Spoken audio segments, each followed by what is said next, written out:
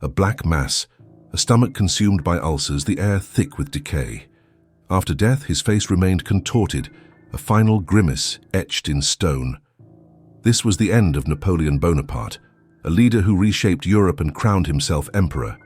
We expose the stark reality of his final days, a narrative of decline and decay. Born in Corsica in 1769, he rose swiftly through the ranks. At 30, he was first consul, a military genius feared and admired. Observers noted his piercing gaze, his innate authority. But how did this master strategist, this architect of power, succumb to such a wretched end? His ascent was fueled by ambition, cloaked in the language of duty. He seized wealth and territory in Italy. He returned from Egypt a legend despite military setbacks. He capitalized on Parisian chaos, seizing control without bloodshed.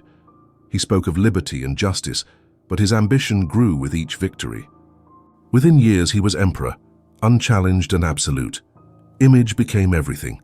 He donned regal robes, signed decrees like a king. He redrew maps, placed his family on thrones. Monarchs begrudgingly shook his hand. He commissioned portraits of himself as a god. Defeat was unthinkable. Peace equated to weakness. When his armies faltered, he blamed others, never himself. France itself was in decline. The Reign of Terror had left deep scars. Napoleon exploited the ensuing chaos. Morality waned, replaced by excess. Promiscuity became the norm and disease spread rapidly through the army. Some historians believe Napoleon contracted syphilis during this period. Though debated, his symptoms surfaced early. Headaches, rashes, pain. His condition worsened with his power. By 33, agonizing stomach pains struck him down. His behavior became erratic. He demanded women constantly, yet his performance was fleeting, followed by rage. Witnesses described volcanic outbursts, furniture smashed, walls pounded. These episodes escalated, ending in depressive silences. He struggled to focus, contradicted himself in meetings. In 1806, eye inflammation plagued him. By 1811, his speech became muddled, his orders contradictory. He accused allies of treachery, then forgot the charges. Doctors noticed tremors, a twitch. He moved slowly, needing assistance. Sharp pains racked his limbs. These symptoms point to tabes dorsalis, a late-stage syphilitic infection. But silence prevailed. Courtiers cited exhaustion, generals blamed stress. Whispers grew. The emperor was fading. The turning point, St. Helena. Exiled in 1815 at 46, he was a broken man. The journey was humiliating. He arrived bloated, defeated, knowing he would never escape. His health deteriorated rapidly. He vomited daily, his appetite vanished, his abdomen swelled. The stench of decay permeated the air. Similar symptoms had appeared earlier during the Dresden campaign. Violent stomach pains and diarrhea incapacitated him. He lay helpless in his tent while his army awaited orders. His physician noted swelling, a weak pulse, uncontrollable shivering. He refused to act, paralyzed by weakness. His mind resisted, he said, but his body gave in. It was his first defeat caused by physical failure. Exile triggered a mental shift. Obsessed with his legacy, he rewrote history, censored letters, and raged against his British captors. Pain, combined with possible neurosyphilis, fueled paranoia and volatile outbursts. Limited movement distorted his body. The proud profile of marble busts gave way to a swollen face, sagging eyes, a bloated torso. His legs atrophied. He struggled to walk, often needing help even to rise from bed. The island hastened his decline. Reports detailed poor food, tainted water. Meals ended in retching. Digestion slowed to a crawl. Every bite brought agony. Internal damage spiraled. Doctors, with their leeches and mercury, only worsened his suffering. His tongue swelled, his pulse weakened, his vomit darkened. Even water became difficult to keep down. The stench became overwhelming, forcing open windows against the cold. At 49, Napoleon spent his days confined to bed, surrounded by a few loyal companions. He spoke often of Josephine, her portrait beside him. He pressed her snuff box to his lips, whispering unintelligible words. These small gestures were repeated, the words remaining unspoken. Companionship became care. Servants administered medicine, wiped his mouth, dressed his sores. They were witnesses, preserving the last vestiges of dignity. His final years were marked by a litany of ailments. Modern experts believe stomach cancer, compounded by tuberculosis and liver infections, was most likely the cause. Syphilis remains a debated possibility.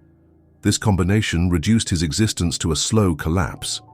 He vacillated between vomiting, faintness, and long periods of silence, staring blankly at the wall. His temper flared, fueled by pain. The decisive commander accused those around him of betrayal, often without cause. He dismissed doctors, blamed servants, and demanded all letters be vetted.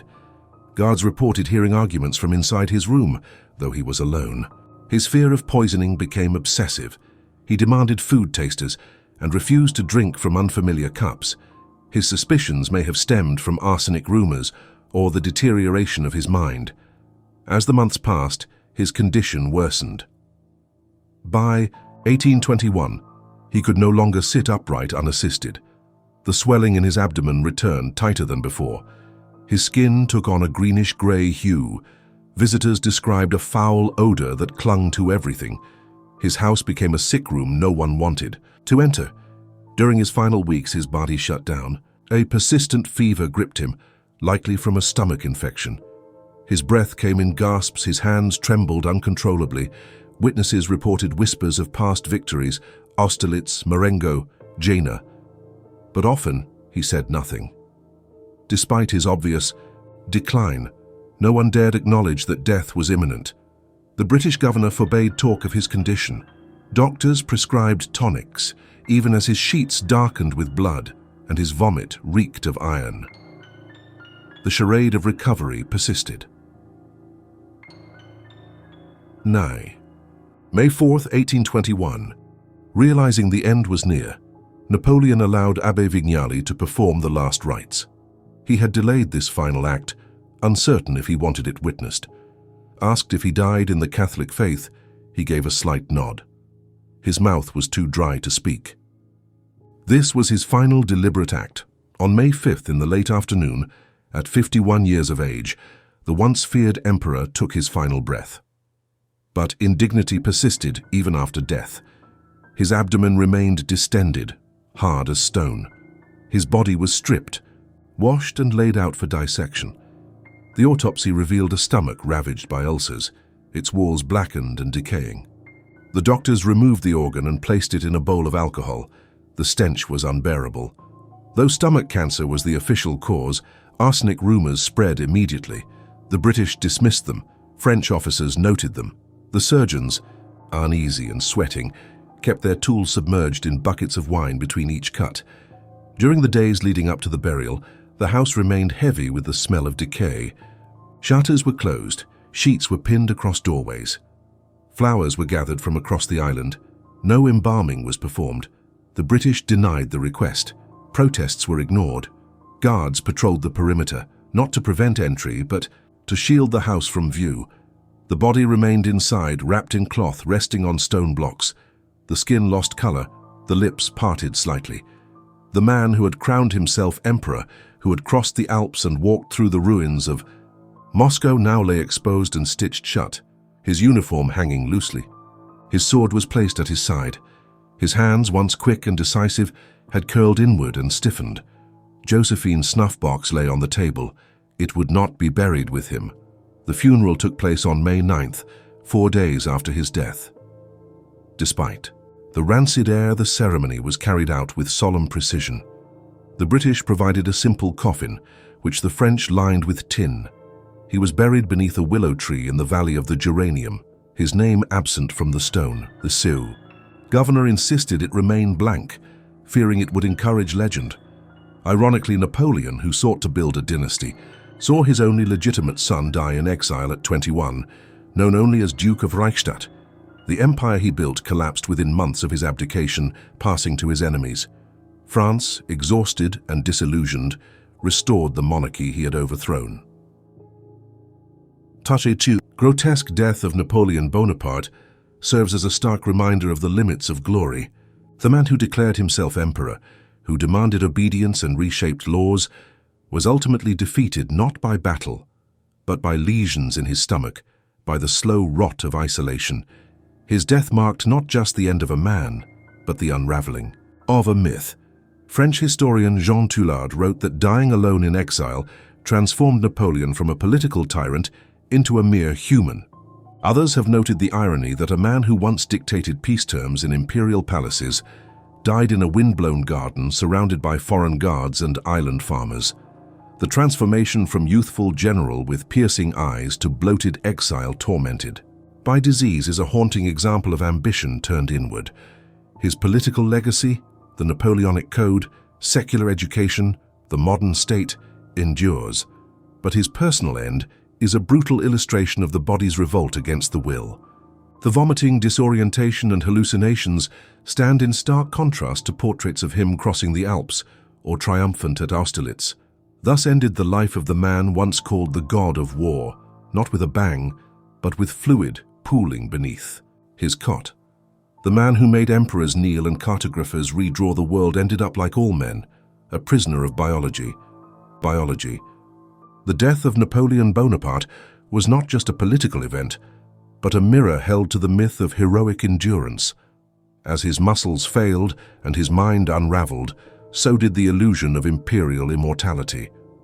The final irony is that the child he fought to legitimize and the crown he reshaped to secure vanished faster than his name could be carved into a gravestone. His son, born King of Rome, died without a throne, a cause, or a future. His true legacy would live not in bloodlines but in law codes, battle maps, and propaganda. Perhaps the deepest lesson in the death of Napoleon is that even the will of a titan cannot rewrite the biology of decline. The man who crowned himself could not uncrown decay. In the end, he faced the same fate as the peasant conscripts he had once sent into battle without shoes. The death of Napoleon Bonaparte is not merely a record of medical decline, but a reminder of nature's indifference to power. His body, once the vessel of command and myth, became a swollen mass riddled with tumors, dissected by foreign surgeons and buried far from home. This story continues to captivate, not because of the victories he won, but because of the fragility he could not escape. The horrible death of Napoleon reveals not just how empires fall, but how men do.